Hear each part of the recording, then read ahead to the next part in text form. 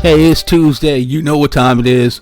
Front Runner Podcast Collective is back on the air. I am your humble host, Vince. And on today's podcast today, we will be breaking down the NBA Finals. What should we expect out of Game 3 after that Game 2 where OKC looked like OKC, right? And then we will get into some draft items. We have some trade speculation. We also got some coaching news. And then, because we are not far away from the 2025 NBA draft, we got to keep you up to date on what's going on, right? So we will do that as well. But how we're going to kick off the show today, one, you know that we start off every show talking about our audience. And why do we do that?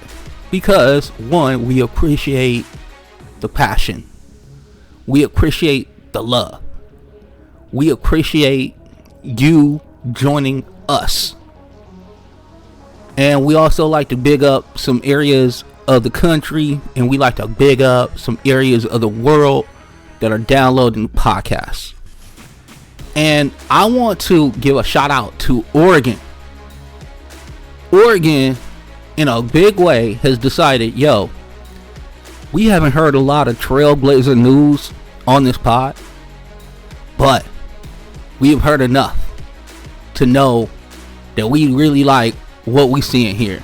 And I am appreciative of that. Also, I want to shout out Barcelona, Spain. They are also downloading the podcast. We also need to talk about England, Scotland, Ireland, and you would think of all places, right, that we would be really, really popular at, the United States of America. We are 100%. I did a whole podcast on Middle America. I expect to see Middle America show up for me. You know what I'm saying? So with that being said, we do this twice a week. You know how we get down. Tuesday and Friday. Feel Good Friday is a vibe. Know this. Come ready to party on Friday with us. But we are going to get into this podcast now. And we have so much to get to, so let's do it. I want to start off with this this note. This was great to me. I love this. So Don Nelson, who is a legendary coach in the NBA. He's coached multiple franchises. Sometimes he's coached them twice. But Don Nelson was an innovator when he was roaming the sidelines. He was really like the guy who started the small ball era. Now, he didn't understand the threes are more important than twos. But he did understand that quickness and guys who can handle the ball, shoot the ball, pass the ball are monumentally important in today's game. And he did a bunch of stuff with some skills, with some guys with a bunch of skills and stuff like that. And he got them to play some really good basketball along the way. So he was honored in Oklahoma City. He got the Chuck Daly Award for, just coaching contributions, longevity in the NBA, that whole situation. But it wasn't that he got the award, and it wasn't because it was during the NBA Finals. It was what this man said during his little press conference in Oklahoma City. So I'm going to get to that right now. So I got to shout him out. Don Nelson, you're a real G for this. You're a real G for this, okay? He's there, he's accepting the award, he gets on the mic, and instantly he becomes the most honest person in the room. This dude didn't even warm up. This is what he hit him with just right off the bat. He said, hey, I'm wearing Luka Dončić shoes in protest of the Dallas Mavericks trading him. And you know what? He ain't wrong about that. He is not wrong whatsoever, because this ain't just about Luka. This is about how teams lose their identity chasing the wrong plan. Now, here's the deal. We could talk about Cougar Flag, and we will later in this podcast. no doubt, because if you talk about the NBA draft, the 2025 NBA draft, to be precise, you cannot talk about this draft without talking about Cooper Flagg, who is the number one overall. He's the consensus number one overall pick. And here's the best part. Every person that you talk to who does this for a living, they talk about he is the cleanest prospect that we have seen in a very long time. Now, is he as devastating as Wemby? No. Is he as offensively polished as Paolo Banchero? No. Does he have the hops of Zion Williamson? No. But he's really, really good at a lot of things. And when you're really, really good at a lot of things, you end up getting the number one overall pick. And that's what this kid is. It is not hype. It is not hyperbole. It is substance. And this kid is going to be devastating. But at the end of the day, the quote that made the rounds was this: you don't trade a generational player. You honor him. You build around him. You hang his number when it's over. You don't ship him out because the vibes got weird. Don Nelson said what literally 80% of Dallas wishes they could tweet. Okay, so shouts out to our guy Don Nelson. It also didn't hurt that his son Don Nelson Jr. was a guy who was with the Mavericks for a long period of time before the Nico Harrison regime and what have you. So this is really interesting. But he goes on to say, this is what the Don was really getting at with Luka. He said, Luka is the kind of player that franchises dream about, a 6'8" point guard, walking triple-double, and a playoff killer. You don't trade that. You don't. And yes, we've seen it. It has happened. But you got to build around this kid, and I thought they did. I honestly thought that the team they built prior to the trade of Luka Dončić was probably the best team that he had had around him since he got to Dallas. And I think that because of the fact they made that NBA Finals run in last year, I thought, now, injury aside, calf injury aside, what have you, this guy was basically giving you 38 and 9. How do you go against that? But what did Dallas do? They got cute. They started worrying about, is he going to break down? Is his conditioning so terrible that he's just going to be injury plagued? He hadn't been injury plagued up until the calf injury. They continued to talk about his weight and what have you. And I'm not saying it was optimal, but he was putting up 35, 10, and 10 in the playoffs being out of shape. He was producing for you out of shape.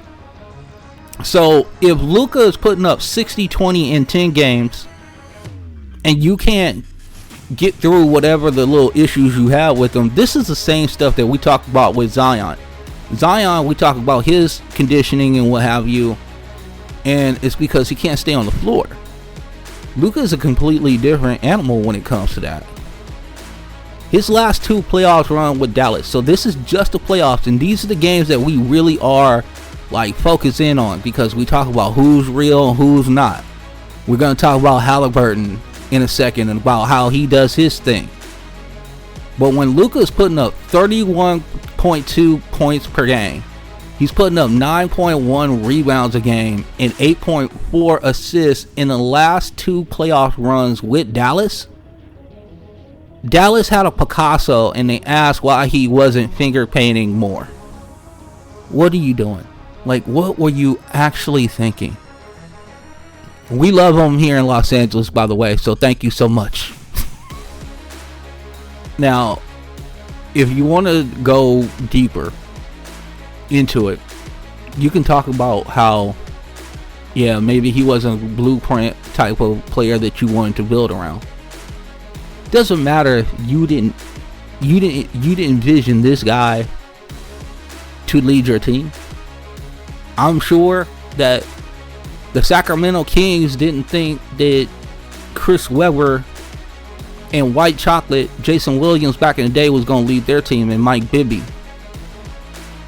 I am sure we got a lot of naysayers when Magic Johnson came into the league, and they were like, how's a 6'9" point guard going to revolutionize the basketball, world? And how's he going to fit with Kareem Abdul-Jabbar? These are all these things that people, when you haven't seen it or what have you, you just don't know. But here's the thing. You know how rare it is today's NBA, where every GM trigger finger stays itchy. You had a franchise dude. Now, Cooper Flag could also be generational. We will discuss that later. But when Don Nelson is telling you that you did the wrong thing, this is 1,335 wins, Don Nelson. This is 4 teams rebuilt around a central all-star, Don Nelson. This dude has seen a lot. He's seen talent come in and out of this league. And he said this: I learned from Red Auerbach, you keep your best players. You don't treat greatness like it's some hot potato. We're in an era where hot potato GMing and Luka's trade might be exhibit A.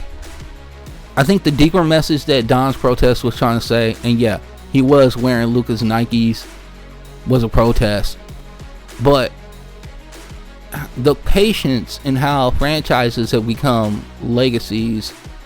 You look at the Spurs, you look at the Boston Celtics with Jalen Williams, what am I trying to say? Jaylen Brown and Jason Tatum. You know how many times they failed before they won the championship last year? Now, Dallas saw some turbulence and they hit the eject button hot. They was just like, we out. We ain't dealing with this. We're done. Can't deal with Luka anymore. Can't deal with 30 points and basically almost averaging a triple-double. We can't deal with this. But we will see what they do with Cooper Flag. We will see what they do. Now, we need to get into a little we need to get into what happened in game 2 and what it looks like for game 3. What it looks like. So obviously OKC blows out the Indiana Pacers, and it looked a lot like what OKC looks like. And if you want to be super real about the whole situation, this is exactly how game 1 went as well. It just so happens that OKC did not capitalize on the turnovers that they received, and this time they did. So if you're looking at the two games and saying, well, what was the difference? It wasn't that OKC defense was more intensified, because actually, to tell you the truth, they have more induced turnovers in game 1. It wasn't the double bigs or whatever the case may be. You could say, well, they did play them. Well, they played together. I think Hartenstein had like 22 minutes on the court. Chet had 27 minutes on the court. So how much actual time did they play with one another? You can say, well, we got better contributions from Jalen Williams and also Chet Holmgren. Now, that would be true. J-Dub and Chet did show out, and they showed out big time. Big time. But you know what they also did? You know what the Thunder did in game 2? Something that we love. And I'm going to tell you right now, if you got a drinking game going on, everybody loves this one. OKC shared the sugar. They passed the orange around. Everybody got a slice. 31 assists on 42 made field goal attempts. Okay? That's what I'm talking about right there. When you have 42 made field goals, and 31 of those were assisted upon. That's beautiful basketball. That's super beautiful basketball right there. J-Dub also scored 18 points, had 6 assists, had a 64% effective field goal percentage, which is great. And he's just proving what he's doing. It's just one of those situations where, you know, if he has a bad game, he's going to bounce back. And if he's not going to be the number 2 type of connector, they're going to struggle.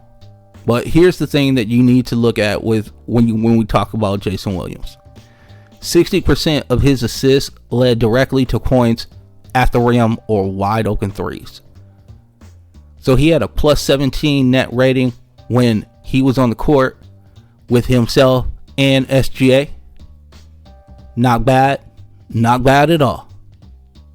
We usually talk about the Jay Wright level of poise that the Knicks have, but OKC is also showing that they have that same type of poise and they have that same type of concentration, because nothing rattles these kids.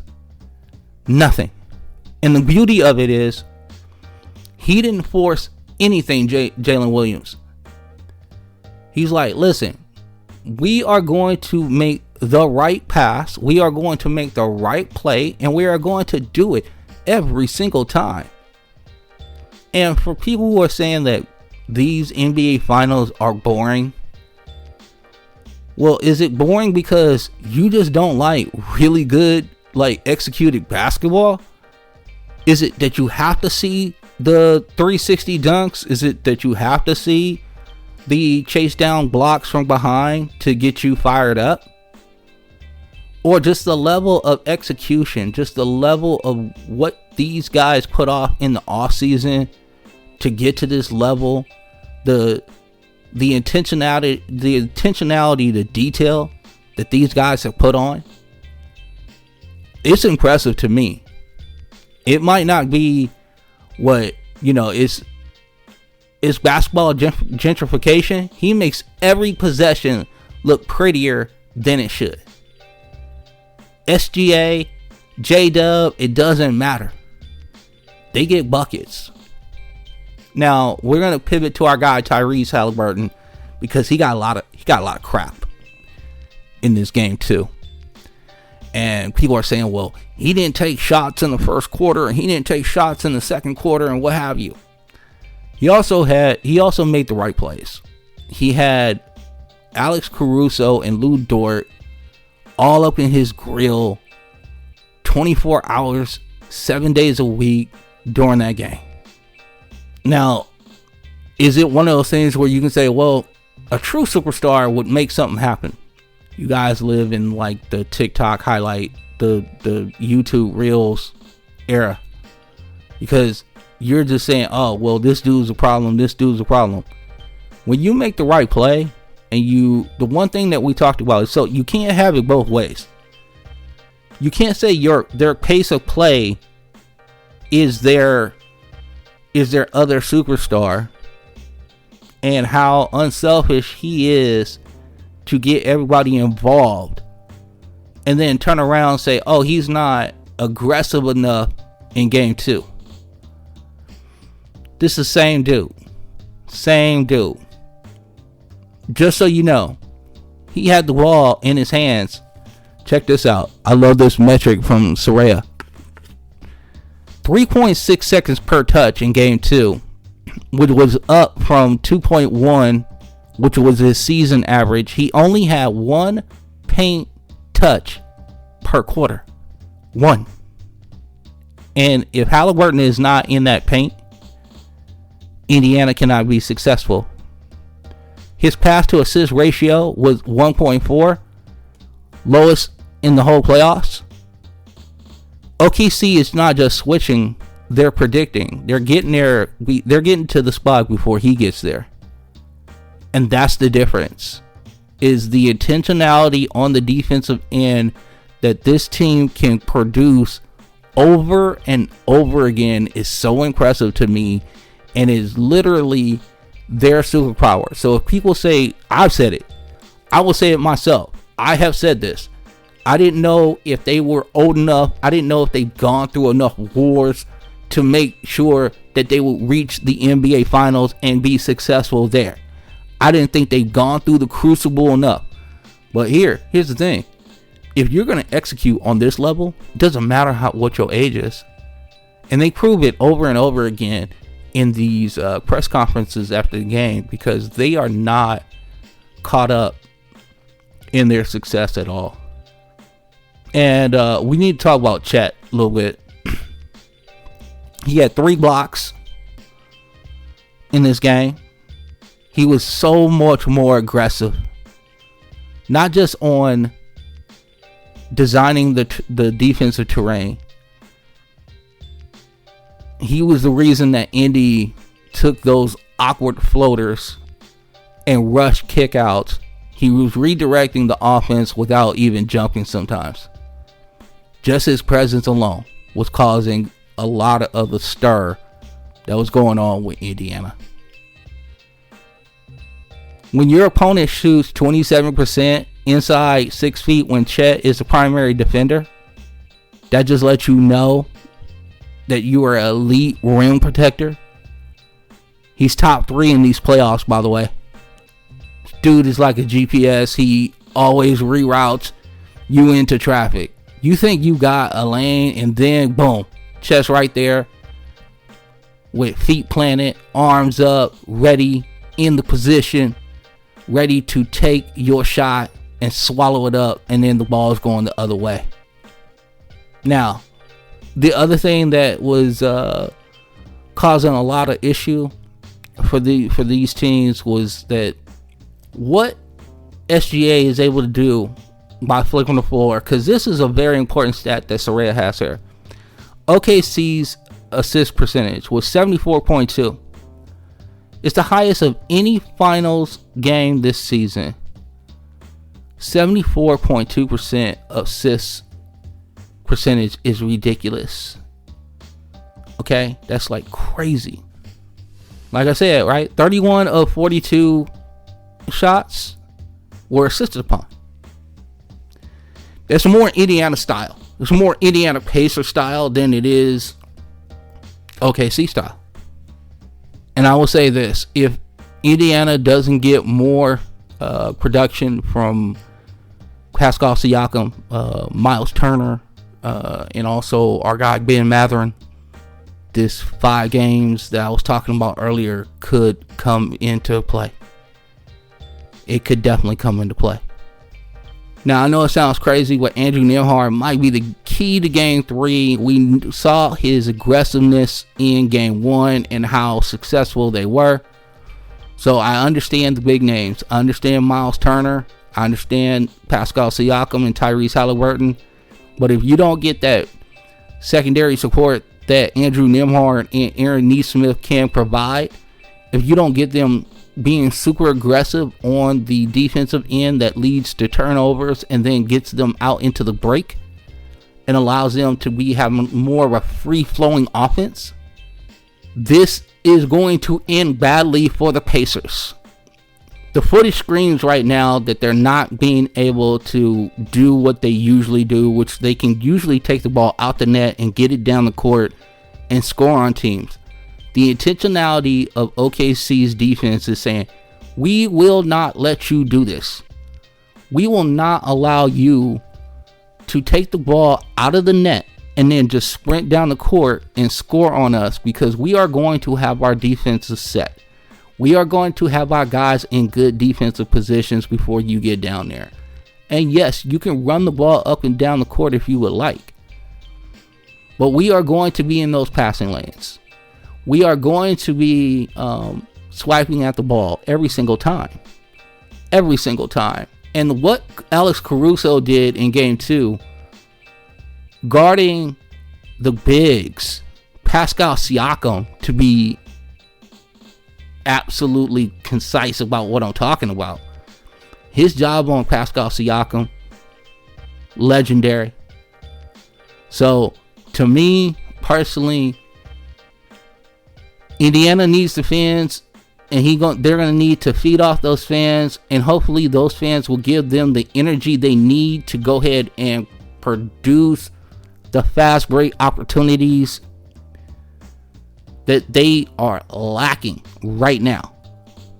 So I am hopeful that the Pat McAfee crew can get the great state of Indiana on board with what's about to happen. Because let me tell you something, OKC looks in game 2 like they've looked all season long. And here's the best part. OKC, after losing a game, their net rating after that is plus 17. So they literally, soon as they lose a game, they are looking to punish people. It's like, we lost. We feel bad. We don't like this feeling. How can we get rid of it? Oh, we'll just go and blow the next team out. And this is what they do. They lock right back in. They don't go, oh, well, maybe we are too young. There's never a doubt about the work they put in. They just understand they put in the work. The coach has told them, hey, listen, you're going to have games like this. Stay even kill, stay neutral, and we will get through this. If you hear any of them talk after the game, they sound like coaches who have been in the league for 10 years. How is it that a 23 and 24-year-old Chet Holmgren and Jalen Williams, to be exact, sound like 45-year-old men who've seen a lot of shit, basically? I don't understand it. But this is where we are. OKC is playing like vets. They are getting it in.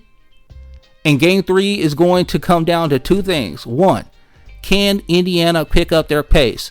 2, can they get production from Neesmith, Nembhard, and Mathurin? Those guys need to make sure that they are involved in this game, not just on the defensive end, but also on the offensive end.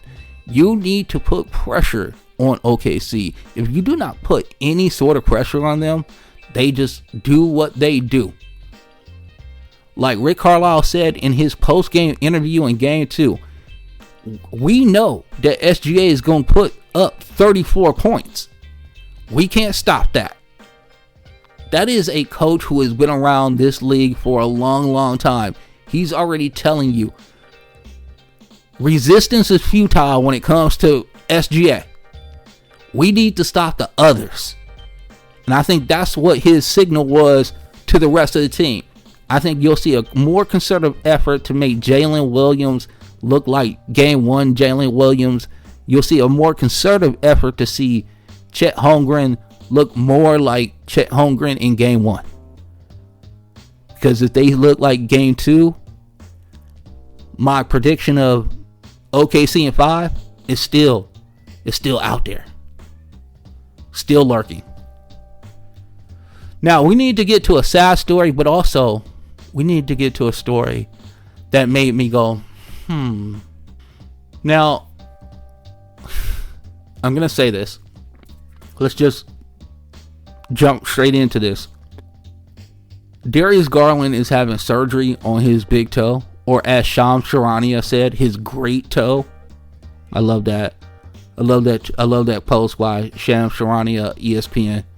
He said in his post, he said Darius Garland is having surgery on his great toe and will be out for 4 to 5 months.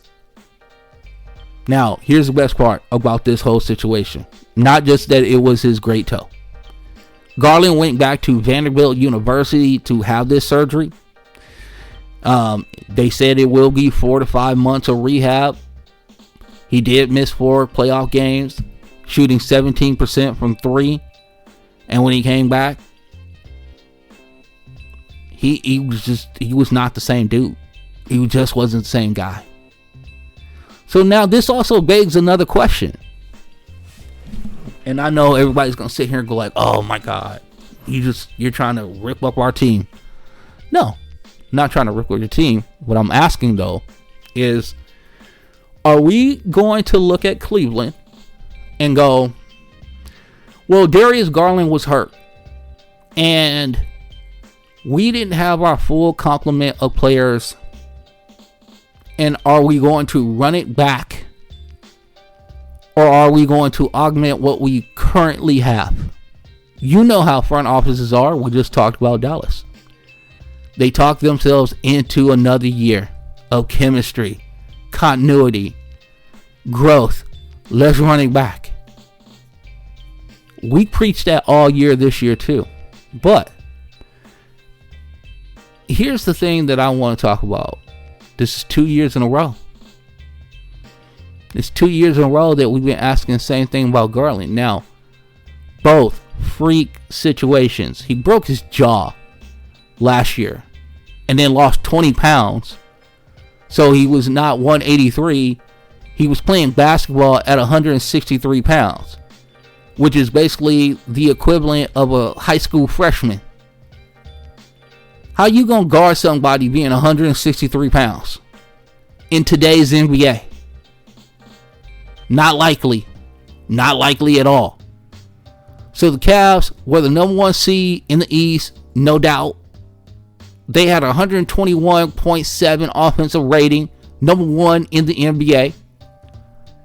But they got exposed by Indiana again in the second round. And now Garland may be out until November. He's gonna be gone till November.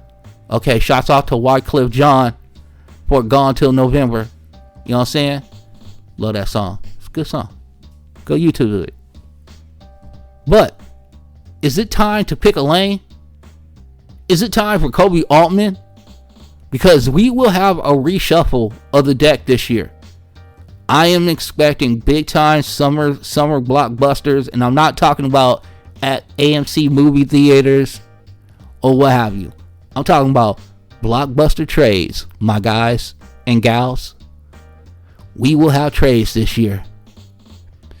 We will have big names. We will have names that you know. We will have names that will make you scratch your head and go, why is he getting traded?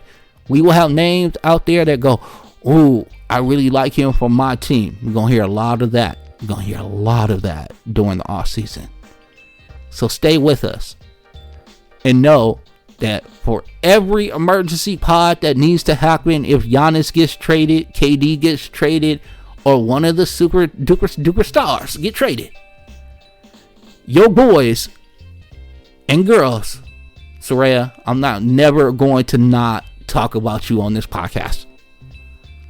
Even though you only bring up little stats and stuff like that, and you don't want to talk on the podcast, I get it, but we will talk about you on the podcast. Both myself, Soraya, will be here for you to give you what you need. We want to give the people what they want. So let's go through what Cleveland is looking at right now. I'm not breaking any news. It's been obvious. You got 2 6'1" guards, both with max deals. Both need rhythm. Both need the ball. Both are primary guards. Now, did Donovan Mitchell take a step back this year to allow Darius Garland to flourish? Yes, he did. Is it still optimal to continue to run the 2 small guard lineup out there? I've been asking this question for years, and we have not seen any other more positive results than what we have seen so far. Early second round exits. This team was the number 1 overall seed. People will say they missed their window. I don't believe that, but people will say that. But if the Cavs have not learned anything from history, let me help you out. Do you want to be Damian Lillard and CJ McCollum of the East? Is that what you want to be? Like our zenith, our summit is the second round of the playoffs, and then we get unceremoniously bounced because our guard situation is too small and they can't fight over screens? That's where you're headed, Cleveland. That is where you're headed. There were whispers last year about Garland being moved before the injury. And now that window may have slammed, not shut. It's still cracked. Because, again, the salary cap is going to be outrageous when it comes to what you're going to be able to do, how you're going to be able to maneuver. And this might be the year, if you want to make a move and maybe kind of reset your books a little bit, this might be the year to do that. Here's the real tragedy. It's not Cleveland and it's not Mitchell. Is it going to be Garland? It shouldn't be Mobley. Mobley showed enough. He's giving off like modern day KG vibes. Personally, his usage rate 20.7%. 60 plus games where Garland and Mitchell both played. Mobley took fewer than 12 shots. Evan Mobley can be your future if you let him. But if you do not empower him, if he doesn't become like your second dude, he's more like your third dude. I wonder what the ceiling is for the Cleveland Cavaliers. And people say, oh, Vince, you're salty about Cleveland. No. Hey, last couple years, where y'all been? Second round. It is what it is at this point. If it walks like a duck, it quacks like a duck, it's probably a damn duck. Just so y'all know. So, what makes sense? Who should we trade? Do you trade Garland? Do you trade Mitchell? Who could bring you back the most haul? Is that how we're doing it? Or were we trying to bring back a specific piece? You know what I'm saying? Are we trying to bring back something back that's spicy? Is there a draft haul? Is there a picks accumulation that we can get into? A la with Houston, a la with Brooklyn. I'll tell you a team that they should dangle him to is Orlando. Orlando would be a squad that I would be like, I wonder what we can get out of them. Now, here's the thing. I understand that Cleveland fans don't want to hear this. They don't want to take a step back. I'm not asking you to take a step back. What I'm asking you is to reassess what your ceiling is with Darius Garland and Donovan Mitchell as your backcourt. Because in the regular season, it's going to look awesome. In the postseason, it's probably not going to look as great. Because defense at some point will matter. And unfortunately, not one of those guys is going to be able to help you with that.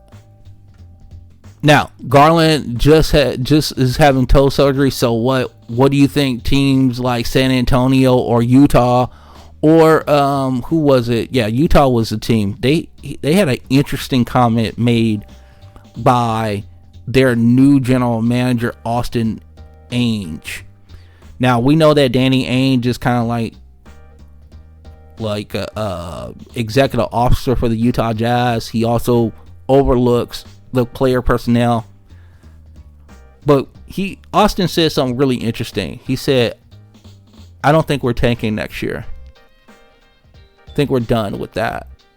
So my question is can you get Garland maybe on a little discount because of the injury history over the last couple years?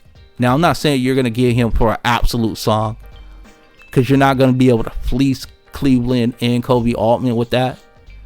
But at the end of the day, saying, okay, well, we're not going to have him for like at least until December. Which, you know, really, in the grand scheme of things, not that big of a deal. But trying to build continuity, kind of a big deal. So I can see a team trying to shortchange Cleveland a little bit. But what is it? Who could attack this situation and benefit from a point guard who I have still a lot of, I wouldn't say just respect, but I think that if this kid was just given the keys to the kingdom and allowed to run the offense, I think he would be fantastic.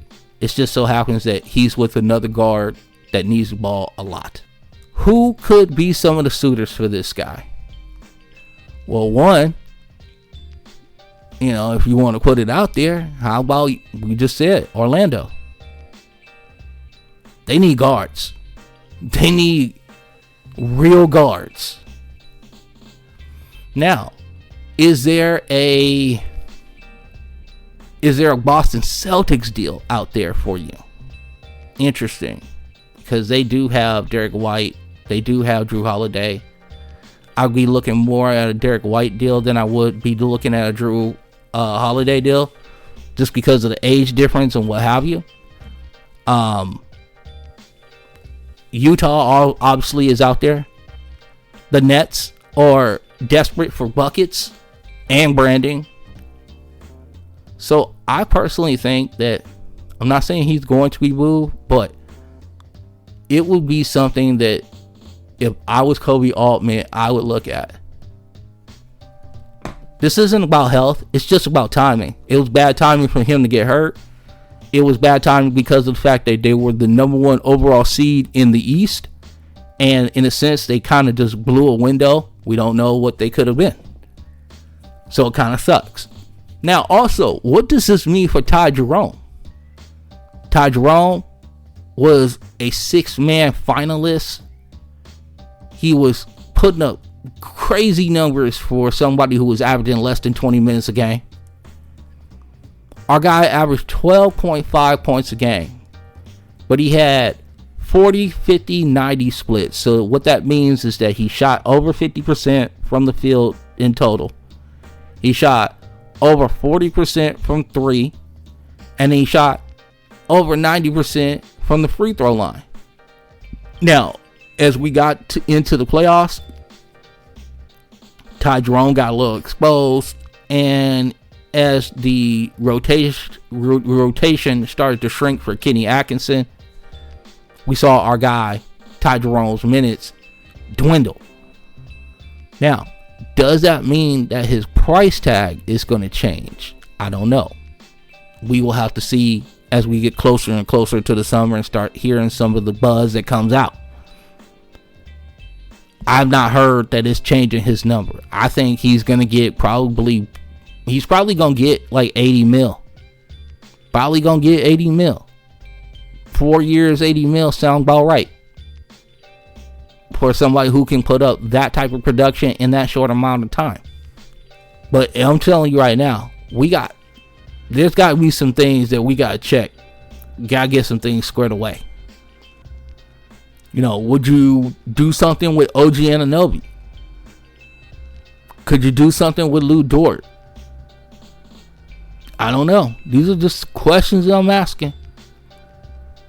I just know right now what I'm looking at with Cavaliers, it reminds me of 2019 Blazers energy. You have a good run, but there's a ceiling to it. You don't run it back without shot creators coming off the bench. And $80 million in tax penalties, that's malpractice. Because Cleveland's roster is about to get super expensive because of Evan Mobley and also Donovan Mitchell. Contracts are about to kick in. It's going to get crazy in a second. All I know is that Mobley right now is looking, instead of looking like the chosen one, he's looking like your third option, and that needs to change. Cleveland's net rating was the second best in the NBA at plus 9.5. But their playoff net rating in the Indiana series was negative 7.3. Top seed, but not top tier. There's a big difference between the two. And you don't want to end up being like that Utah stigma that Donovan Mitchell had, where it's like good regular season team has definite flaws in the playoffs. So the truth is that Garland's toe injury might be a blessing in disguise. It might have kicked off a full-on identity crisis in Cleveland. The Cavs don't have a window anymore because everybody now is expensive. So what do? Where's the move coming from? Who is going out? Who's staying? What's everybody's thoughts on this? I need some help from my people in Cleveland. Hashtag let them know. I'm going to need y'all on this one. If you were in Kobe Altman's shoes, if you were sitting behind that desk and you had to pull the trigger, who would you let go of? Would it be Garland? Would it be Donovan Mitchell? Would it be Jared Allen? Or are you going to be the one with all the sentimentality and say, no, we need to just run it back because we still haven't had our full complement of people because we had injuries? I hope you're not the fourth. I hope you're not the fourth option. I hope you're not like, let's run it back. Because clearly your understanding of what this cap situation and these aprons look like is on a lower level. We're going to need y'all to step up y'all game. Because this cap, this is not football where the cap can be manipulated. This is a real cap. And there are punitive damages if you stay in that damn second apron. Wait till you see the offseason. Wait till you see what the hell Boston has to do this year. Because I'm telling you, I've talked to people in that city, and there are people who think there might be an absolute teardown because of what the cap and what the aprons are doing. Because this is the year for Boston. They stared it into the face last year, but this is the year where it becomes real punitive. Oh, we're freezing the draft pick 7 years out. Oh, you don't have any way, if you stay at this level currently, you have no way to sign any free agents as far as like mid-level exceptions and things of that nature. Nope, those are off the table. Oh, buyout candidates during the year. Okay, you might have an injury here or there. Maybe you need a big because, Al Horford is 96 years old and Kristaps Porzingis, his body kind of reminds me of a 90-year-old person. Just kidding, Kristaps. Just kidding. Okay? Just jokes here. But they're going to have to make some real fiscal responsible trades in Boston. There's a new era coming to TD Garden. Trust and believe that. And Cleveland might have to follow suit as well. So I'm not just picking on Cleveland. There's going to be some serious decisions made this offseason. And I bet you there will be some cost-cutting decisions. Speaking of decisions, we need to go to New York City. You know why we need to go there? Because our guy Tibbs got fired, right? Now, here's the best part. So, Knicks fired Tibbs. Okay. Defense, grit. Play your starters way too much. All of that. There's a lot to be said on both sides. Now, the Knicks have Leon Rose. He's looking refreshing. Like he's refreshing LinkedIn right now. He got keywords. He's looking at Jason Kidd. So, Saraya dropped this in the notes. She says last year, obviously 51-31, really respectable season for the Knicks. Top 10 in defense and in offense. This is Coach Tibbs to a T. 26 in pace, because Tibbs teams don't run, and also Jalen Brunson, he don't want to run. Karl Anthony Towns, he don't want to run. Now Mikal Bridges and them, they want to run. You had a military grade coaching presence and swapped it for a group brainstorm about culture fits. Again, I'm going to tell you right now, Jalen Brunson is not happy about this situation. So the leader of the team, the guy who took less money to go there, not to go there, but the second contract, he took less money to fit people in, is not happy about Coach Tibbs being out. So whoever you bring in, you gotta win. You gotta win this coaching hire. Because I'm gonna tell you right now, the side eye from Jalen Brunson will be super real. Let's be real about Tibbs though. He did have flaws. His rotations were fossilized. Guys looked like they were playing in the YMCA in May. But the dude coached. He gave the Knicks identity that they did not have and they didn't have for a long period of time. This stretch of New York Knicks basketball is the most successful stretch of New York Knicks basketball since the 90s. Okay? And I'm not being over dramatic. It has been since Latrell Sprewell was wearing braids and was still culturally relevant. Okay? And when you read Bridges' quotes, he says, right, you know what I'm saying, told Tibbs he needed a break.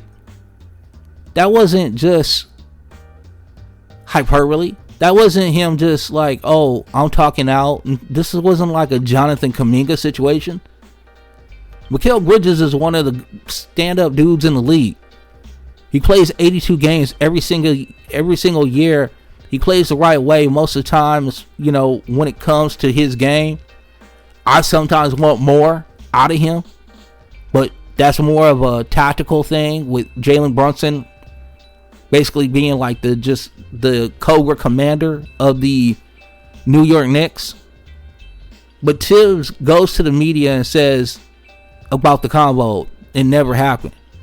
So he just disregarded what Mikal Bridges said. And I wonder if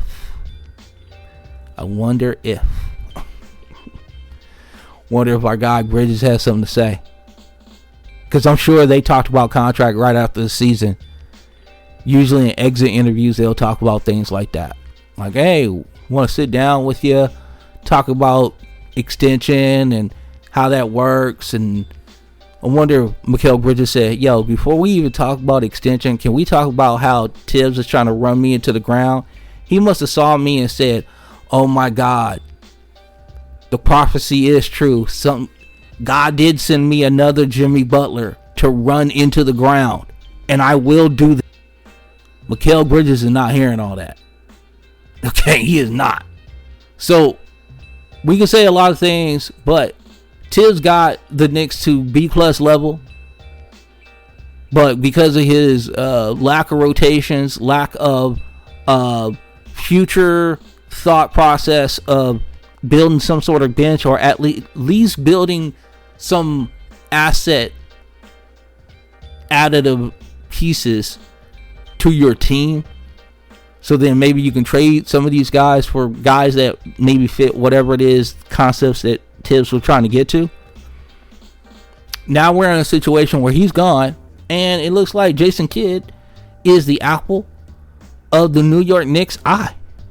Jason Kidd, who is currently the Dallas Mavericks coach, is the number one option for the New York Knicks. This is going to be interesting as all get out. So explain to me, because I'm a little confused.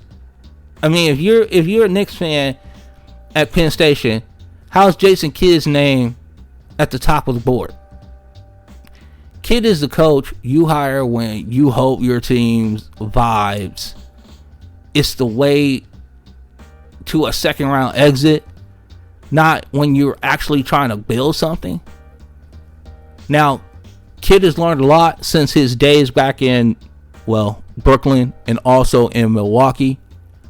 A lot of people said that he's made some significant changes. If you look at what Dallas looked like not this last year, but the year prior, he got them to the finals,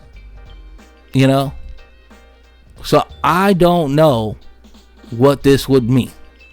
But if Jason Kidd is coming to the Knicks, I hope that Jalen Brunson's on board with this. That would be my only thought process in this whole deal. You're replacing a defensive CEO with a dude that moonlights as a motivational Instagram slide. All I know is that the defense did not get fixed until in Dallas till last year, till Daniel Gafford and PJ Washington showed up. So you can say he needed the horses, but I will say this: Tibbs built a good defense around Karl Anthony Towns, of all people. You know how hard it is to build a good defense around Karl Anthony Towns, who is your supposed rim protector? That's hard to do. Hard to do. So, now, this is a note drop from our girl, Soraya. What you got here is what you don't got. What don't you got you there. Business leadership principles. Knicks are top 10 in net rating in offense and defense. You know, they had this team put together. I'm sure there's things that are going to work out through continuity, or there are going to be changes made. Because now with Jason Kidd coming in, is everybody a Jason Kidd type of guy? I'm not saying he's going to get this job, because we got to see if Dallas is going to let him out. Or are they going to try to, if the Knicks are going to have to trade for him? We have no idea. This is the best line of the day. If you fire stability, you better have a genius in your back pocket. And this comes from a anonymous East talent evaluator that I spoke with. He said, listen, I understand that maybe you don't like some of the ways that Tibbs go about his business. And maybe we were starting to see the kind of like the genesis of what the Denver Nuggets had just went through with Michael Malone and saying, hey, play these guys. And Tibbs going, nope, I don't want to play these guys because they don't honor our defensive principles. Well, you got Karl Anthony Towns on your team, dog. I know he wasn't honoring your defensive principles the whole damn time. I know the little hair that you have on top of your head. Karl Anthony Towns was definitely challenging those hair follicles that are straining for life on the top of your head, Tibbs. So it's kind of disingenuous for you to say that, hey, if we play these guys off the bench, we're going to be so dramatically worse defensively in the long haul that we can't win. Or let's give some of these kids a try. They drafted them. They scouted them. We kind of need to see them play. So, I don't know. If it's not a Atkinson-esque hire, if it's not a... I'm trying to think of names that... Will Hardy. Will Hardy, perfect example. Perfect example. Will Hardy, that type of guy, if it's not that type of guy, then I don't know what we're doing here in New York City.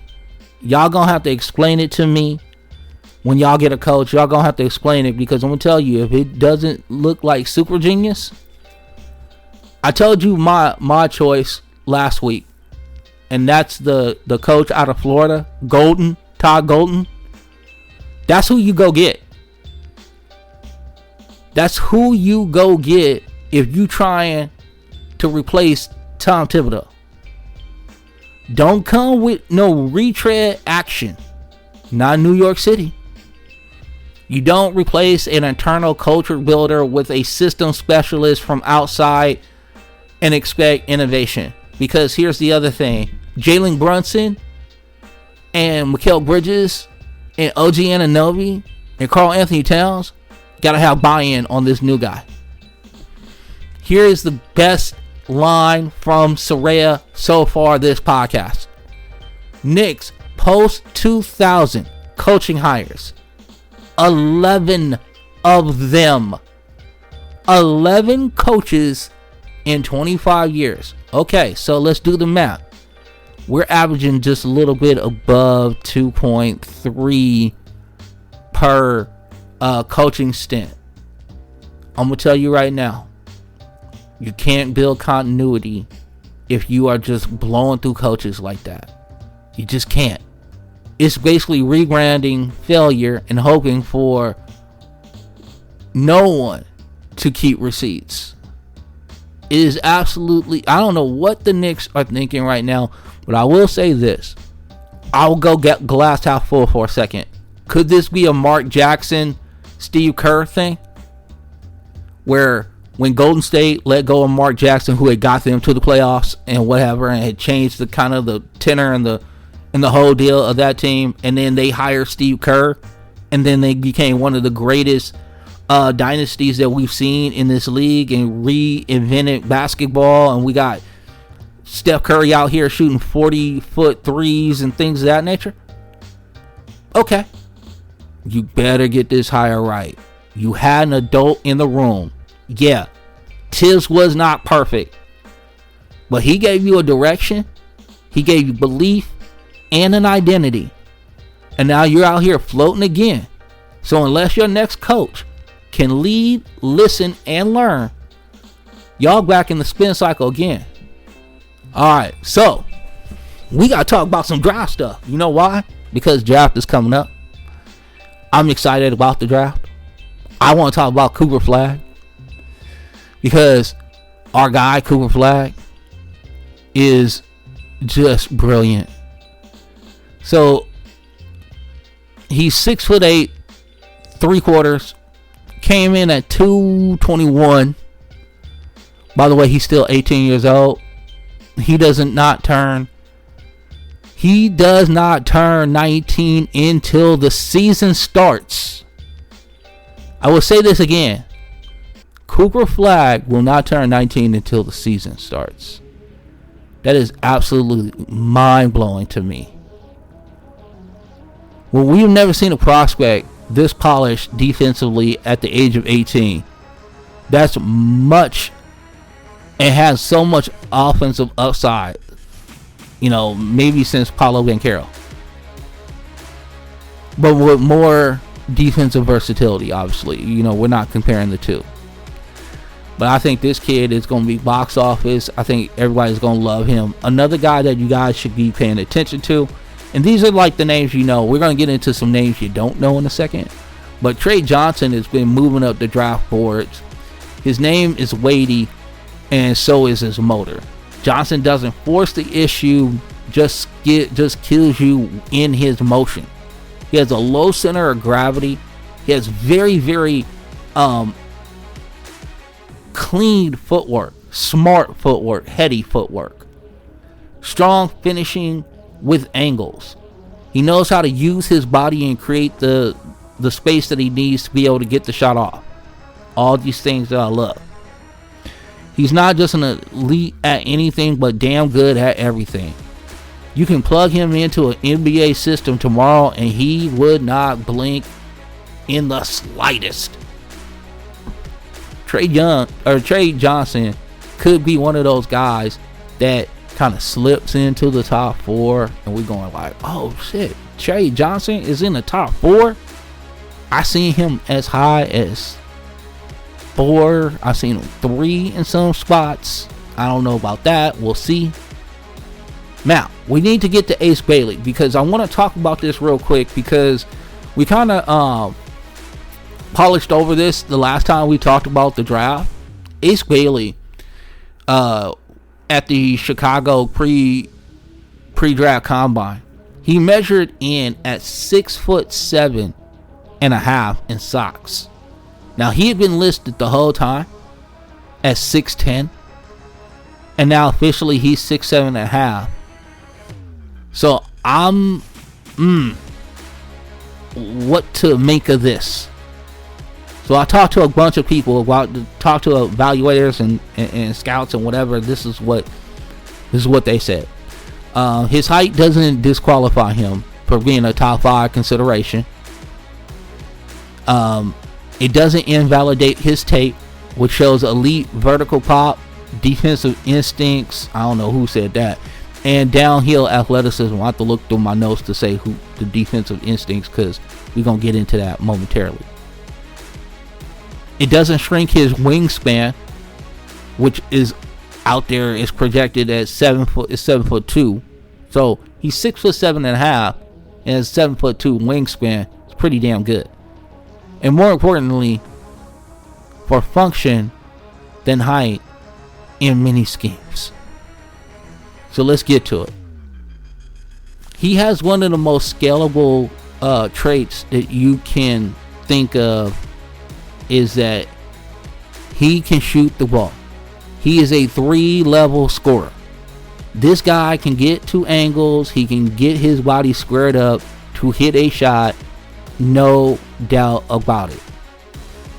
And even if Bailey is a really big wing, his frame, fluidity, and his vertical pod keep him in a switchable wing plus athletic scorer lane, which is more valuable than a true force. This is true. Bailey has elite second jump explosiveness, transitional speed, and he can be a deterrent on the defensive end when he's engaged. Those will show up irregardless to being 6'10" or 6'8". So now here's some of the snapshot evaluations that we got off of him. Is that his positional versatility graded out as an A-. His explosiveness graded out as an A. Shot creation flash is a B+. His defensive event generation is A. Roll certainty is just a flat B. Starter upside is an A. Okay, this is from talent evaluator that we have just asked a couple questions to, and he was more than generous with his time, and we appreciate him. So thank you so much, Vance. I'm not gonna comp him, but he can be a switchable wing if, like I said, motivated. He's a plus athlete, and he can be a play finisher. What smart front offices will do now is they'll rewatch the tape, and they'll watch if Bailey plays through strength and closeouts, compromised by his real size. They'll compare him directly with some of the other guys that are in this draft as far as that's concerned, which I think he'll score high. And I think that what will end up winning out in the end is, do you believe his offensive production will be as great as people have made it out to be? Because I'm still a little skeptical on that, because I think he has high hips. I don't think he can get down low. I think his ball handling is B- at best. And I think now his shot creation, A+. Shooting off platform, A+. Getting to his spots, even irregardless, do I think the handle could be a lot tighter? He can get to his spots. Now, he was also getting to his spots because he was a superior athlete playing at Rutgers. When you are in the NBA, you're playing against a bunch of superior athletes. It doesn't matter. Like The Rock says, it doesn't matter what you think. But we shall see. Alright, let's run through some guys that we don't talk a lot about. Walter Clayton Jr., I got this note. You want fearless? Here is your guy. Clayton doesn't blink in the big moments, whether it's hitting daggers in March or pulling up from 30 off the dribble. This kid is an absolute sniper. He made 39.8% of his off the catch, nearly 37% off the bounce. The man was born in crunch time. He was born in the darkness. You just experienced the darkness. He's been born in the darkness.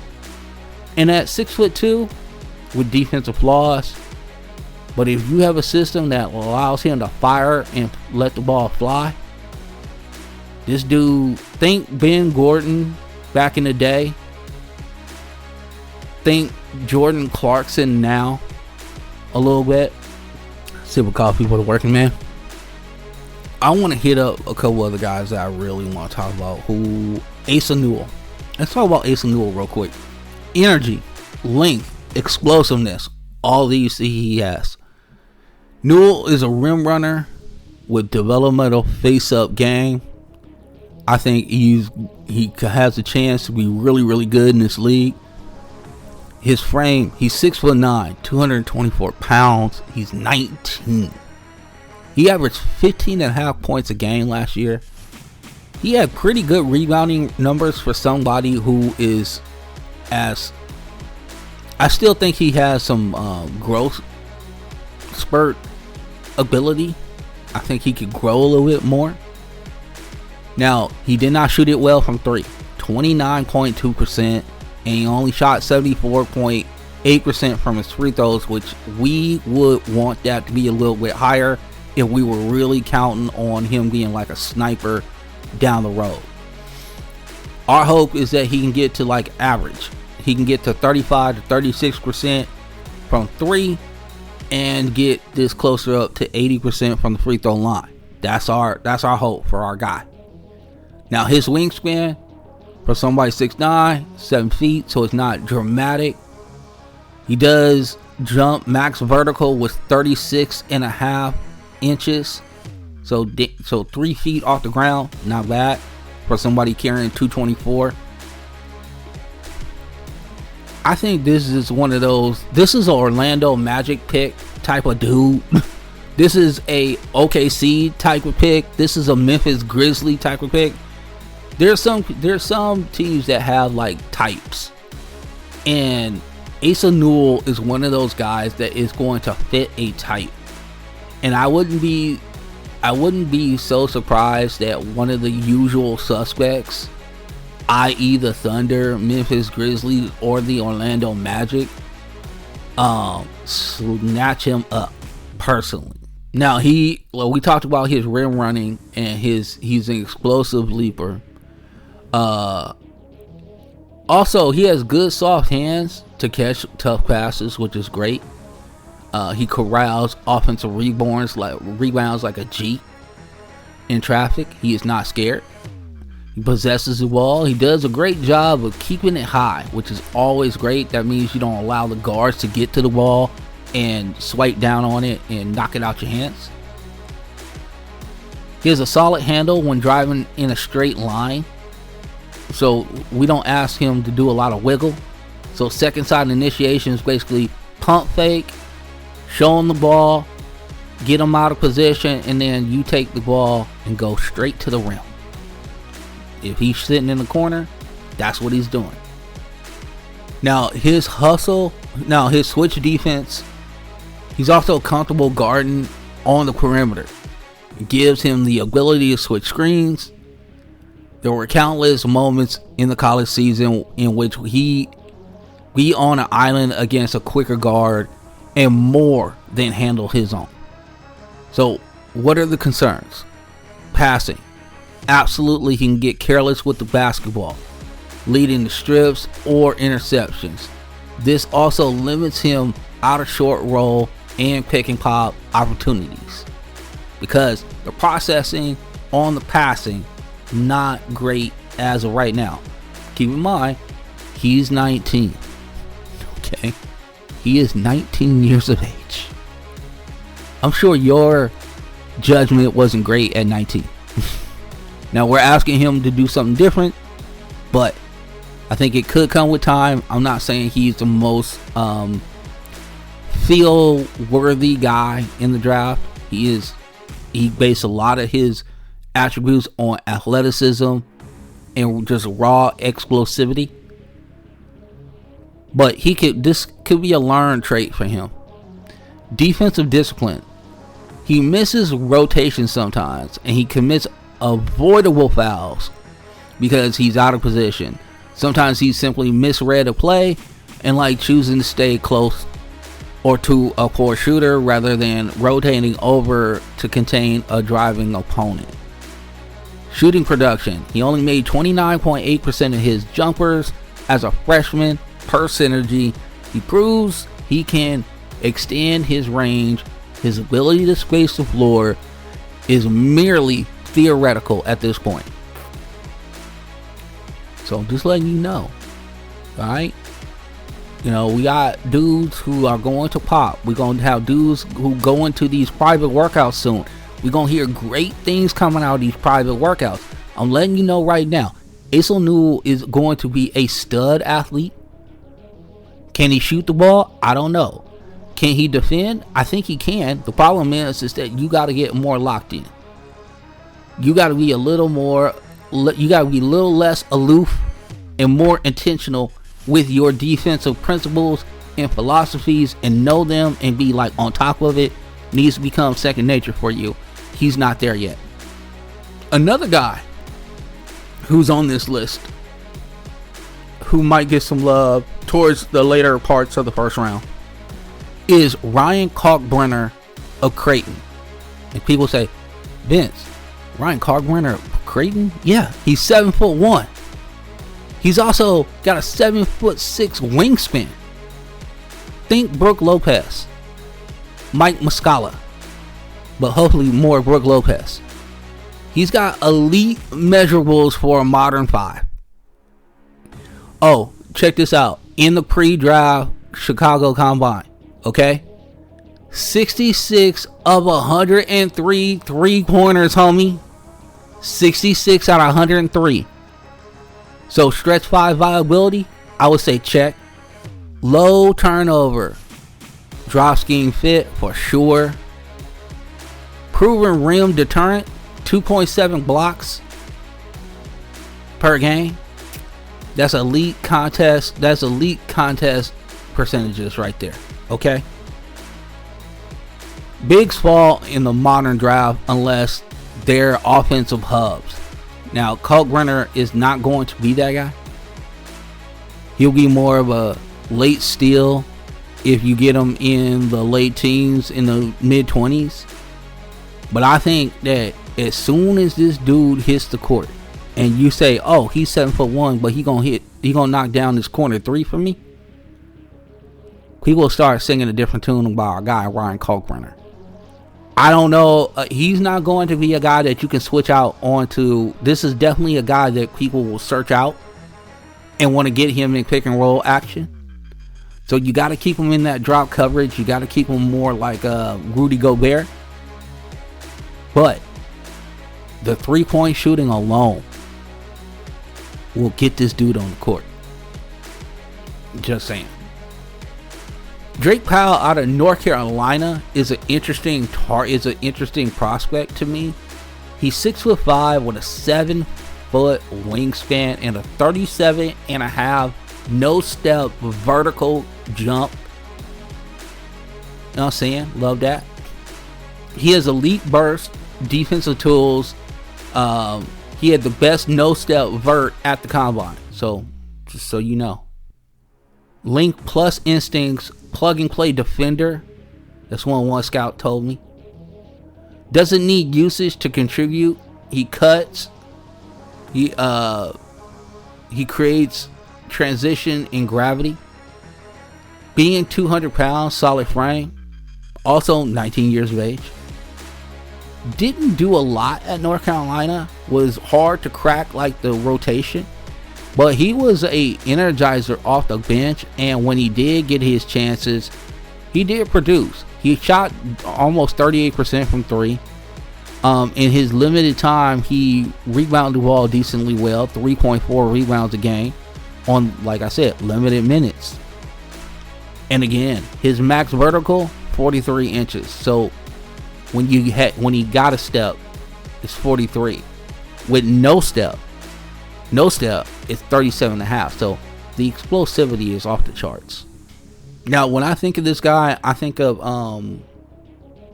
a guy who can definitely be a rotational 3-and-D type of dude.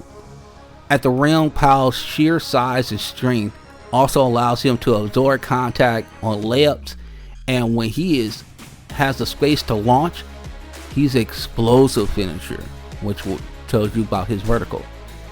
Spot up shooting. Powell made 40.5% off the catch and shoot threes at North Carolina as a freshman, comparable to his mark in high school, which was also 40.5%. He stayed consistent percentages. Despite his poor free throw shooting percentages in college, which was only at 64.8%, he routinely shot 80% in high school. And I wonder if this was more of you are a freshman at North Carolina and the lights just got a little bit too big for you for a while, and then it took you a second to coalesce into who you are. Connective playmaking. He keeps the ball moving with the flow, within the flow, pinging it around the floor, making slick bounce passes on the interior. He isn't a primary creator, but he can be a second side quick decision maker when it comes to closeouts and on the break. Defensive versatility. He's a great athlete, super strong, long, lateral quickness. He has the ability to switch across multiple positions. He also has a high motor and competes at a high level, and he loves to steal the ball. Absolutely loves to steal it. Now, some of the concerns. Is he a limited shot creator? Yes. He ain't trying to dribble. You know what I'm saying? He ain't trying to do all that. Because he's okay at it, but he ain't great. So stick him in the corner and let him shoot threes. Or if there's an extreme closeout, somebody gets reckless with the closeout, pump fake, go straight to the rim and yank on somebody. Just yam. Blah. Craziness. Where he's going to make his nuts and bolts in the league is defensive playmaking. When he's got his hands in the passing lanes, when he's anticipating the pass and picking it off and going back the other way. This is where he's going to be in that situation. Now, one more guy that I want to talk about before we get out of here. And again, the reason why we're doing this is because of the fact that the draft is coming up. And I want to get some names out here that we haven't really talked about a lot. So the next guy that I want to talk about is Cedric Coward. Now, Cedric Coward, you go, where did I hear that name from? Well, you might have heard this name because he was going to Duke before the pre-draft combine in Chicago. And then the pre-draft combine in Chicago happened. And why is this so important? And why am I so excited about it? I'll tell you exactly why. All the measurables came in on our guy. Okay, so let's get to that first. Cedric Coward got measured at the combine. And he measured out at 6 feet, 5 inches and a quarter. You go, okay, whatever. 7'2" plus wingspan on our guy. But here is the kicker. If you had a question about my man's 3-point shooting, don't question it anymore. He hit 72 of 105 threes in the shooting drills at the combine. Okay?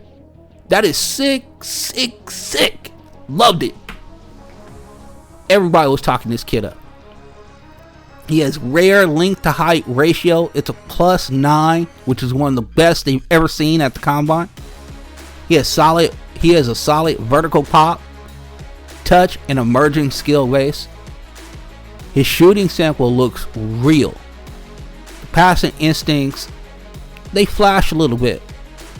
Now, his high school eval were mixed. Must monitor his what he needs to do or whatever case may be. But here's what teams are saying about him. In the short term, this pick, a lot of people think he might be raw. I don't think so. I think you just got to find the right situation for him. He is a 3-and-D dude. We want you to shoot the ball and defend. Get into the passing lanes. Do your thing. His athleticism Coward has ideal size for a wing. He has broad shoulders and long arms. Think Kawhi Leonard. Though he needs to add muscle, he has a frame to do so and grow into it. He plays strong with the ability to absorb contact, fight through screens, and crash the boards at an elite level for his size. He made 38.8% of his threes in 3 Division I college seasons. He included a 40.6% catch and shoot threes. Most of his attempts came off basic spot ups. That's all you want from him. But it shows enough smooth footwork, off ball movement, plus flashes of touch in the mid range. So if he can like flash to the mid range and get a shot, just kind of throw the hands up in the air and then be able to get the shot off, he can do that. His interior scoring is the thing that is kind of intriguing to me, because he played post in college where he displayed his dexterity, scoring against contact. These skills translate when you are going to the next level. When he's attacking from the perimeter too as well, whether he's driving by a closeout or looking for cutting chances, he's elite at doing that. Now, his basketball IQ. He plays within himself. He knows his role. He'll relocate off ball. I love that about him. He's always constantly moving. He's looking for cutting chances every opportunity he gets, and he'll do all the little things that satisfy his head coach. His passing is decent. He puts pretty good zip on the ball. He delivers accurate passes, whether it's cross-court kickouts or entry passes to the big man. With position underneath the rim. He may not end up being a primary creator. I don't think that'll ever be in his game. But as a secondary as a secondary initiator, he can definitely do that. Now, on the defensive, this is where he will make his bones. He's super versatile.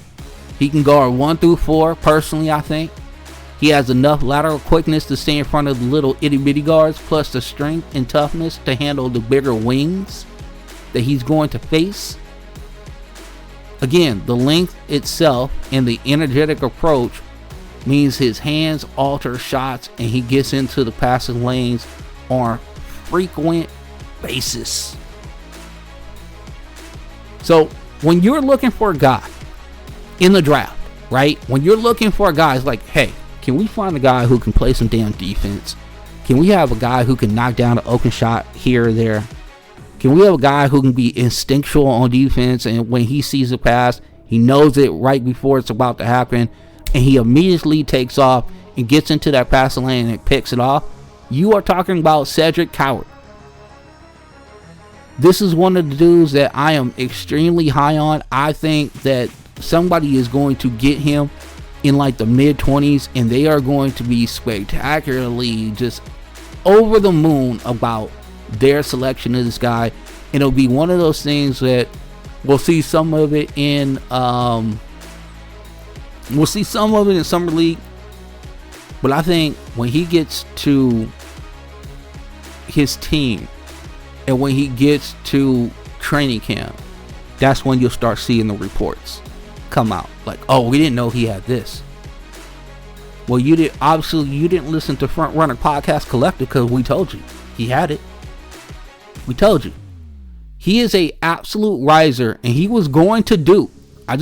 He went from William Nett to like Eastern Washington to Washington State. Like, he's been in just really just out there places.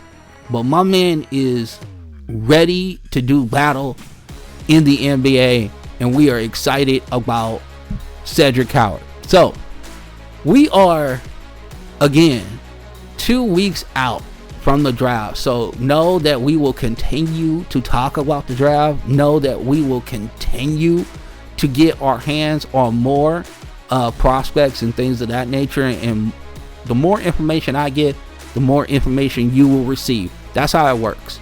Because I am not selfish with the information. I want to give it to the peoples, right? I want to give it to the people. All right, we are up out of here. I want to thank Soraya. I want to thank all the FRPC crew who just hours and hours of film study, hours and hours of breaking down like stats and what have you, and what this means and what this doesn't mean and what have you. I want to thank everybody involved, because without them, I can't do this. I cannot. So with that being said, the best part of you is you. Make sure you have people that surround you, that are giving love, that are supporting you in a way where you are able to manifest your destiny. Make sure that the people who are surrounding you are more like, they're not like no people. They're more like anything is possible if you put your mind to it, because it is. The other thing is this: if you have people like that around you, make sure to acknowledge them. Appreciate those who are really showing you the type of genuine love that we need to thrive and flourish in this world of negativity. Now, if you are doing that and you're appreciating the people, acknowledging the people, and you have people like that who are solid in your life, that means you're doing a lot of things right. And if you don't have those people, we always have a chair for you here at Frontrunner Podcast Collective, because good support is worth its weight in gold. And we want to make sure that we acknowledge those who acknowledge us. And with that being said, we are up out of here. We will see you on Friday with another Feel Good Friday pod. And we will have the results of Game 3. We'll be able to go through all that. So keep it locked here at Frontrunner Podcast Collective, where the NBA never sleeps. Sure enough, I never sleep either. Good day to you, and we'll see you on Friday. Deuce.